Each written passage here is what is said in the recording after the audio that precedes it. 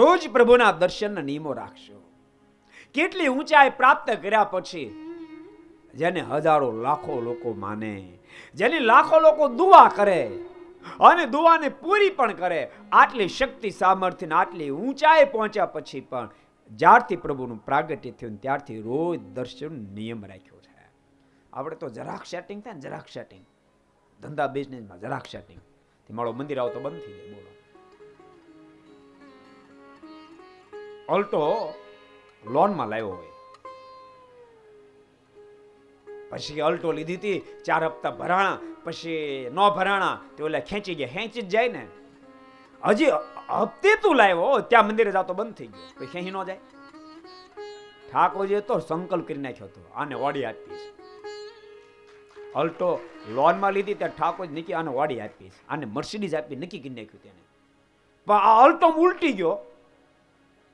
ઠાકોરજીને મનમાં થયો આને વાડી એક મર્સિડીઝ નો અલ્ટો ખેંચી લેવા, પાછી ખેંચી લે. સમજાય છે? ગમે તેટલી ઊંચાઈ પ્રાપ્ત થાય તેમ છતાં બાપ પરમાત્મા સાથેનો સંબંધ વધારતા જાઓ, વધારતા જાઓ. જેમ જેમ ઠાકોરજી ઊંચાઈ આપે, જેમ જેમ ઠાકોરજી ઊંચાઈ આપે તેમ તેમ વધારે પરમાત્મામાં જોડાતા જાઓ, પ્રભુમાં પ્રેમ કરતા જાઓ, પ્રભુ સાથે મનને જોડતા જાઓ. જેમ પ્રભુ ઊંચાઈ આપે, જેમ ઊંચાઈ આપે અને ઊંચાઈ જેમ પ્રાપ્ત થશે અને તેમ પ્રભુ સાથે જોડાતા જાશો તો પ્રભુ ઊંચાઈ તમને વધારે. પ્રમોશન કોને મળે? પ્રમોશન મળે કોને? પોતાની જે કાર્યક્ષેત્ર સોંપ્યો એમ ફેલ જાય એને પ્રમોશન મળે? પ્રમોશન એને મળે બાપ જે ફરજ આપી હોય એ ફરજને યથાવત નિભાવે એને પ્રમોશન મળે.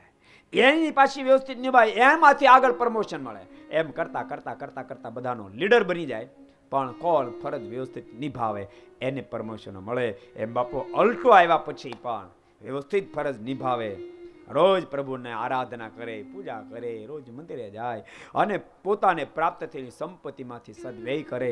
કોઈ નિરાધાર, કોઈ ગરીબ, કોઈ દિન દુખીઓ અને મદદરૂપ થાય, કોઈને આંખોના આંસુને લૂછે, કોઈને આતડી ઠારે, કોઈને આશીર્વાદના પાત્ર થાય, મંદિરમાં સેવા કરે, સમય ઉત્સવમાં સેવા કરે, સાધુ બ્રાહ્મણોની સેવા કરે, ગાયોની સેવા કરે.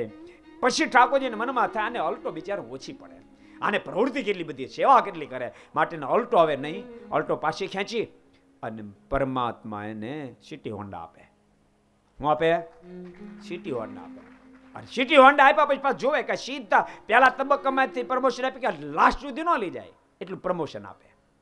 અને એમાં વ્યવસ્થિત હાલે તો ઠાકોરજીને મનમાં આને આય ઓછું પડે છે, પછી ધીમે કરતા વાડી આપે. અને ભૂલતા નહીં, આટલી ઊંચાઈ ગયા પછી પણ જીવન ન બદલે ને તો મારો ઠાકોર તો તમને પ્લેન સુધી પહોંચાડી દે. એને આપવું છે. એની પાસે જથ્થાબંધ પડ્યું છે, બધું જથ્થાબંધ પડ્યું છે, એને આપી જ દેવું છે. પણ ભૂલતા નહીં, બાપાની પાસે કદાચ 50 કરોડ પણ છોકરો ઉડાવો થાય ને તો રૂપિયો ન આપે.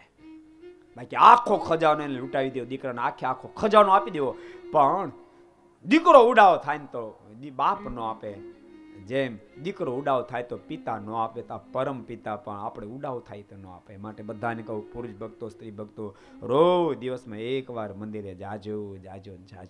अगर ये वीडियो आपको पसंद आया हो तो लाइक करें और शेयर करना मत भूलिए. सब्सक्राइब करें सरदार कथा चैनल को और बेल आइकॉन पर क्लिक करना मत भूलिए लेटेस्ट वीडियो सबसे पहले पाने के लिए.